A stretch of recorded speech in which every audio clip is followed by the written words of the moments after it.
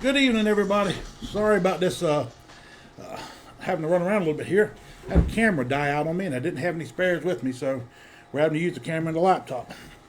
Anyway, welcome to another edition of the Hidden Agenda. Tonight we've got, or this afternoon, we've got Garry Ross, who's running for District 6 Commissioner, and Terry Beecham, who's running in District 3 for Commissioner.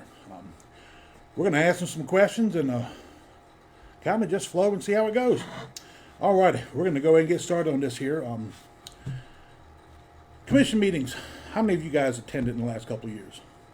Either one of y'all can take the lead. It don't matter. I went to the last one, and I don't know that I've been to any of the others. But I did go to the last one. I've been to probably half a dozen. Have y'all watched any of the videos? I have watched them online. I've tried. All right. Yeah, I've watched. I didn't listen much, but I did watch. Yeah, you can see better than you can hear on that. Yeah. All righty. Have you talked with any sitting commissioners to learn about the job that's upcoming? I know you kind of have an insight on that there, Terry. Yeah, I have. It's been in the works for me for some time. Of course, my brother's been a commissioner for several years. And so, yeah, I've talked with him pretty extensively about it and have been going to the meetings for a while. Yeah, I've actually talked to several of the commissioners, and they've talked to me about it and actually questioned why I wanted to do something like this, and we sort of worked through that. But yeah, I'm pretty much abreast of what we're facing. Good to go. In your respective districts, talking with your constituents in the districts, is there a lot of issues they're bringing forth to you? For me, my district, of course, a lot of it is in the city, and some of the issues, that we're seeing or concerned about are a little bit different than some out in the county. We pay the property tax, but we don't want any more property tax. In the city, we already have some building codes that we have to go by, so ours is a little bit different than some of that out in the county. So, but yeah, we're abreast on what's going on, and yeah, we're definitely not interested in any more property tax. A couple of things that's come up for me, the zoning has been talked about. I've been to a couple of meet and greets and that. And then the farmers, some of the farmers are a little bit concerned about maybe that they're being overlooked, some of the properties that's been trying to be bought up for different things. So I got a lot of farmers in my area, and so I'm going to really be listening to what they have to say and, try to represent them well for sure. Yeah, I can understand that. I've got a lot of farmers up our area as well, and one of the things that I was kind of shocked at, we went to a meet and greet back over January, I think it was. And Andy Holt, our ag commissioner, was there. And I was kind of surprised when he told us that he's been trying to get in contact with our county, and I hadn't had much luck.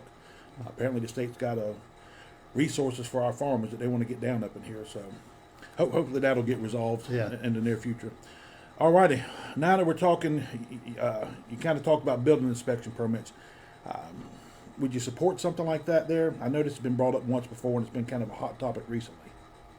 I personally wouldn't. I think there's already some regulations out there that sort of dictate some of that we don't really need to we do not need any additional restrictions on some of the buildings.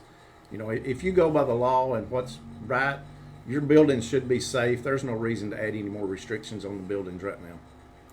And I agree. And from what I've heard, especially out in the county, people really don't want to be told what they can do with their property. I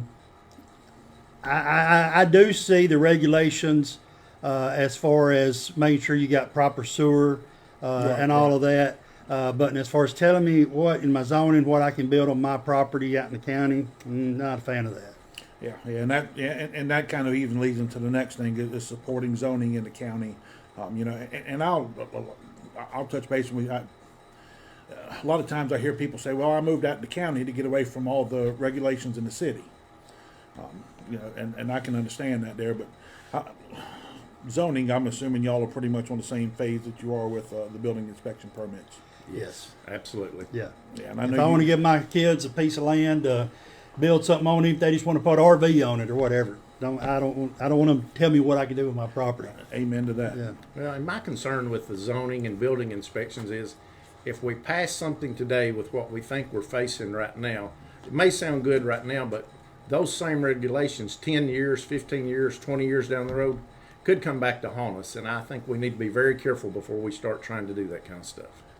Definitely. You kind of give an inch and you take a mile type of a thing with government. Mm-hmm. I know y'all both kind of touch base on this. Do you support a property tax increase? Absolutely not. No. And when it comes to property taxes, it just kind of burns me up a little bit that you don't ever completely own your property. That the government can always come take your property if you don't pay your taxes. I know there's provisions when you become a senior that you can get reduced property taxes. I would be for looking at a way to try to do away with property tax, especially don't increase it. But I'm not a fan of the property tax at all. You said it the best there. You truly never own your property. You're just pretty much constantly leasing it from the government. Right, exactly. It doesn't really add up too much as far as a favorable opinion. Right. All righty. Well, and we've been hearing this thrown around here in the last week or so. Is wheel taxes. Now, I remember this here was the prior administration under Eddie Bray. There was a push for wheel tax that met resistance from the citizens. But now they're talking about continuation. I think in 2029, the jail will fall off of the wheel tax. And from what I'm understanding, they're looking at doing a continuation for roads. Where do y'all stand on property taxes? On the wheel tax? On the wheel tax, yeah, I'm sorry. For special projects, if it's something that really needs to be done. But the thing about it is, if we do it for roads are always, there's going to be no end to it. Right. Now, I'm okay with special projects, like I said, like with the jail. We know it's going to be done just a few years or something like that. That might be, but then again, I'm going to listen to what my people say. But as far as a long-term thing, as far as the roads, I think we probably need to try to look at different ways to fund the roads, which I will say our road department budget does need to be increased. There's no question to that. But I would prefer to try to look different ways than the wheel tax for the roads. Well, I will say the roads are in bad need of repair. We've got to do something there. If we're already paying a wheel tax and we're looking at continuing that, at least with that, we're not adding a new tax. We're already paying it. I'm not saying that's what we need to do, but I definitely don't want to add any type of new tax. Right. I would much rather continue one that we're already paying. A wheel tax is spread over most of the citizens. Most people have at least one vehicle. There's only I'd say 30 or 40% of the people own property. So your property taxes select people. When you do a wheel tax, at least that hits more people than just the property owners. Right. All righty. Another thing that's come up here recently is talk of a multi-use event center. A big thing, like where they got, I don't know what the name of the building is over there in Parsons, where they have the coon hunt. Yeah, the fairgrounds, Yeah. this event center down there. I know there's been talk about that there. Would y'all support an event center? No, sir. And the reason I say that, maybe on a small scale, but I was in Kentucky for 15 years before I came back home 4.5 years ago. And we built, everybody wanted an event center. And where we was at, we was on I-75. We had a lot of draw. We had a lot of things to draw us, people to draw to the area. But it's a small town about like this. They built an event center called the Arena. And for years, it was a drain on the city. And as far as the taxes, because of, if we brought it in, it's going to have to be managed well. It's going to have a good game plan as far as events, getting events in and doing all that. I think right now, I don't think we're ready for that. I really don't think we're ready for that. I mean, I think we can look at renting maybe venues, maybe doing something. But as far as just a event center right now to build, at this point in time, I don't think it's the right thing to do. Okay. All right. No, I agree. I don't think we're ready for an event center. The idea sounds good. Yeah. We have one big event a year that we would use it. I cannot force the burden of paying for that building for that one event on the taxpayers of this county. Now, also we need to remember that the Pin Oak Lodge is being rebuilt. Right. And I understand there's going to be quite a bit of meeting space out there. Let's wait and see what that's going to incorporate. What can we do there? But I'm not in favor of building some big building and expecting the taxpayers to pay for it. No. Well, and I know somebody brought up the other day, I think it was Clay Crook, had commented on the Meet the Candidates when they were talking about an event center. He had said something about the airport. Now, I've never been out to the new airport, so I don't know what it's like, but there could be hangar space out there that's well enough. I mean, why not take use of it? I mean, we've got to spend the money annually anyway. Right. I mean, we're budgeting close to $200,000, I think. I actually did talk to Mr. Cotton that manages the airport, and he told me that all the hangar space is used out there, and actually they're in need of more hangar space. And I said, is there any plans to build it? And, right now the airport is in limbo because of, it being dissolved as being a Henderson, Decatur County thing and all that being split up. So there's really, the airport's sort of in limbo a little bit right now, not knowing, how it's going to be managed other than it's just going to be a Henderson County airport. So, they don't have the hangar space right now to do it would be the idea there. So. I'm glad to hear that there, because that kind of question is, I'm assuming they're renting the hangar space out. Yes, they rent out the hangar space. I wonder why we're putting so much money into it then. I mean, I would think that at some point it should become self-sustaining, which could draw money back into the general fund. Well, that's all the questions that I have. Now, I did have one question come across. What are your opinions on a county-wide garbage pickup? To me, it sounds like a good idea, but how are you going to pay for it? We can have good ideas, and I'm all in favor of good ideas, but I can't keep putting more of a burden on the taxpayers to fund everything. We've got to find some new revenue sources if we're going to add services. Right. Agreed. I definitely agree with you.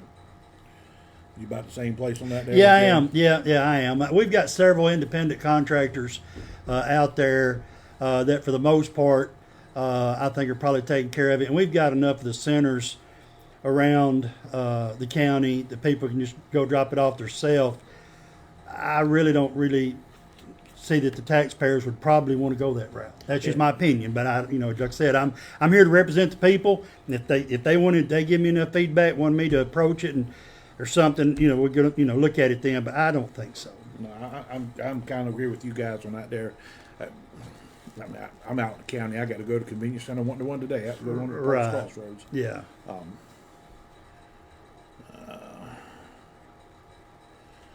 Can someone please explain why the values go up and down and taxes stay the same as the prior year's rate? I asked my realtor, and they said something is not right. I can answer that question for you. What happens is we have reappraisals, and I think we're on a 6-year cycle now. If I remember correctly, a resolution passed by the county. I'd have to go back and look at the date when that happened. But every 6 years, we get a reappraisal on our property. And the reason some go up and some go down is when that reappraisal comes back in, they're really looking at improvements on your property. They're looking at the market value as well. What's happened here is we've got a lot of people that's moved in from other states who are willing to pay a huge percentage above what market value should be. And when they do that they tack that into the reappraisal consideration, and that causes our prices to go up. Now, generally, if you're seeing a decrease in property, in values, land appraisals, mobile homes is one, and I would say possibility land may decrease in value as well as far as an appraisal. But pretty much any stick-built house, every time there's a reappraisal, it's going to go up. So that's why you're seeing your fluctuations. It's just based on the reappraisal that they do, so they can come back in here and the tax rate stays the same during that time. But once they have a reappraisal, once that's done, and the value of our taxes increases, so what happens is the law is I don't know. Let me back this up and make this clear. When they reappraise values and the values go up, the county cannot take and reap a windfall in tax revenue. What happens is after those reappraisals are done, they go back in and they send it to the state for the equalization, and the state sets an equalization rate. And what that means is, if we were collecting $10 million in property taxes, I'm hypothetically speaking here, if we were collecting $10 million, we had a reappraisal, and let's just say that every property in Henderson County was worth $200 million. Well, the reappraisals made the properties go up to $300 million. Well, at the existing tax rate, that means we're going to have a windfall of taxes. You can't do that. That's illegal. So what happens is they go back up. We're collecting $10 million last year before the reappraisals. They do an equalization rate. That equalized rate comes back to the county commission to approve, and it means that they drop the tax rate.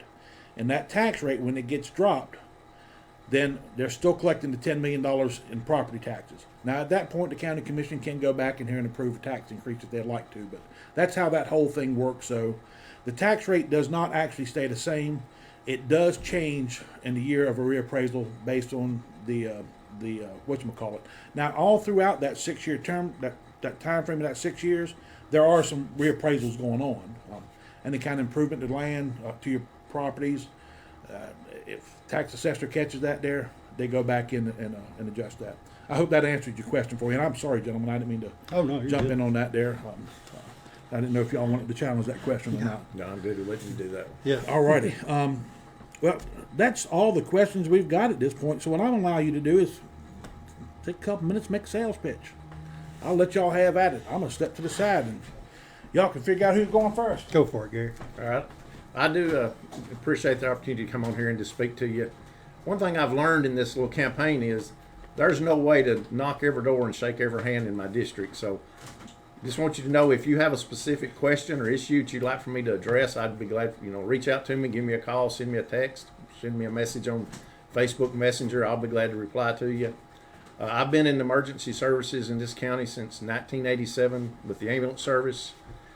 Community service is the way I look at it.